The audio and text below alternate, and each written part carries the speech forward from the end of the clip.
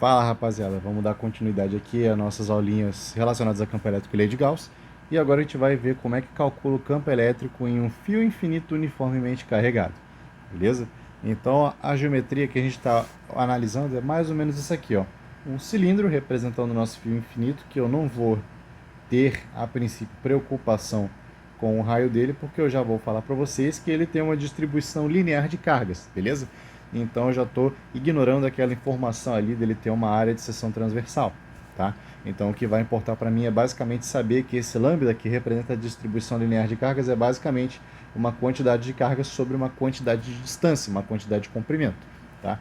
Então, para eu calcular isso aqui, ó, a gente vai ter que lembrar da nossa lei de Gauss, que a gente tem que traçar uma superfície gaussiana esperta em que exista uma certa simetria ali ao redor da minha questão.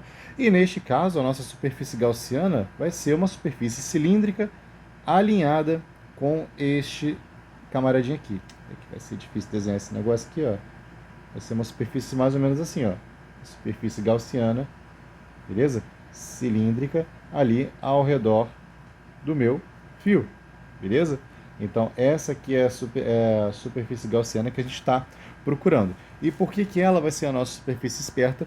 Porque se a gente for analisar, pegar um determinado ramo aqui de fio aqui no meio do caminho e calcular a distância deste ramo aqui que tem carga até todos esses pontos aqui da minha superfície gaussiana, que estão ali à mesma altura dele, né? Todos vão ter a mesma distância, né? Porque a gente está olhando para uma simetria radial, beleza? É como se a gente estivesse olhando essa figura aqui de cima.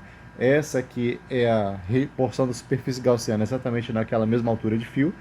E aqui é a porção de fio que tem carga ali dentro, fazendo sempre campo radial para fora, numa mesma intensidade. Então eu estou sim respeitando o fato da minha superfície gaussiana ter, ao longo de toda a sua extensão, o mesmo módulo de campo elétrico para todos os pontos que compõem ela.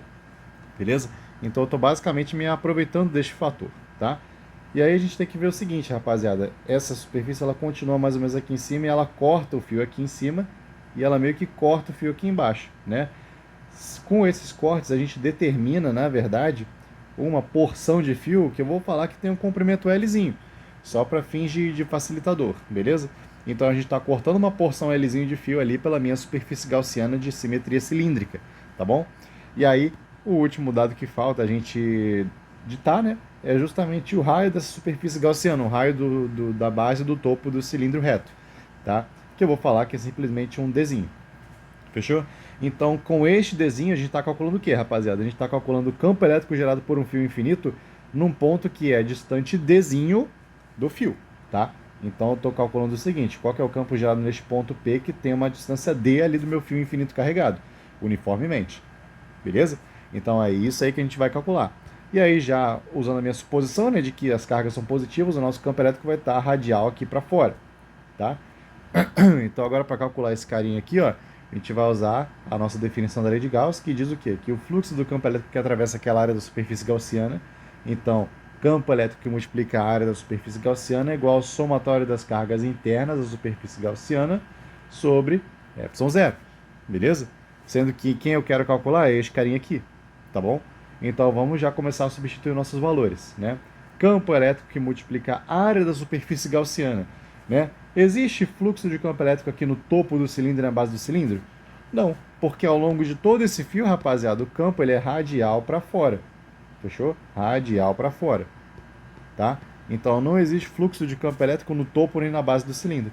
Então a área que efetivamente está sendo atravessada ali pelo meu fluxo de campo elétrico é simplesmente a área lateral do cilindro. Beleza? A área dessa fitinha, dessa pulseirinha aí, que é a minha superfície gaussiana ao redor do nosso fio. E, rapaziada, a área área lateral de cilindro a gente mede da seguinte forma: a altura que multiplica o comprimento da base, que no caso seria 2πdzinho, 2πr, beleza? Então essa aqui que é a área da superfície lateral do cilindro, que está sendo, vamos dizer assim, atravessada pelos vetores campo elétrico. Isso aqui tem que ser igual ao somatório das cargas internas sobre ε0. Só que, rapaziada, vamos partir aqui da minha definição. Lambda é quantidade de carga sobre quantidade de comprimento, tá? Qual que é a nossa quantidade de comprimento que está dentro da superfície gaussiana? Não é esse Lzinho aqui que eu defini? Não é? Então, se eu pegar quantidade de comprimento que multiplica lambda, é igual a quantidade de carga interna ali à superfície gaussiana, que neste caso vai ser lambda Lzinho. Beleza? Então, meu somatório das cargas internas da superfície gaussiana vai ser definido como lambda, Lzinho, e aí sobre epsilon zero. Fechou? E agora, para finalizar, rapaziada, só passar dividindo. Então, campo elétrico, olha que interessante aqui, ó. Até o Lzinho corta, né? Então, independe da altura desse cilindro aqui que eu fizer, de superfície gaussiana, independe. E é para independer. A única coisa que a gente pode ficar dependente de variável que a gente cria é a distância até o fio, né? Que é o que a gente quer calcular, né? O campo a uma determinada distância d, né? E ele vai ter o seguinte módulo, rapaziada, ó. Vai ser lambda sobre 2 π epsilon zero d. Se a gente rearranjar isso aqui, ó, k lambda, perdão, 2k lambda sobre dzinho, beleza? Sendo k ali a minha constante dielétrica do vácuo. Fechou? Então olha que interessante o nosso resultado, ó. Uma coisa que era complexa, calcular o campo de um fio infinito uniformemente carregado a uma distância d do fio. Olha o resultado aqui que é agradável visualmente. Lembra muito, inclusive, a nossa fórmula do campo elétrico gerado por uma partícula, né? Então, vamos só aqui copiar essa formulinha aqui. Vamos copiar essa formulinha e vamos jogar na próxima página, que é um gráfico. Eu gosto de gráficos, então vamos fazer um gráfico aqui. Vamos fazer um gráfico de campo elétrico, né? Campo elétrico no eixo das ordenadas e distância d no eixo das abscissas, beleza? E olha que interessante, rapaziada, olha só. Isso aqui é basicamente o gráfico de 1 sobre x, né? Porque campo elétrico é diretamente proporcional a 1 sobre d.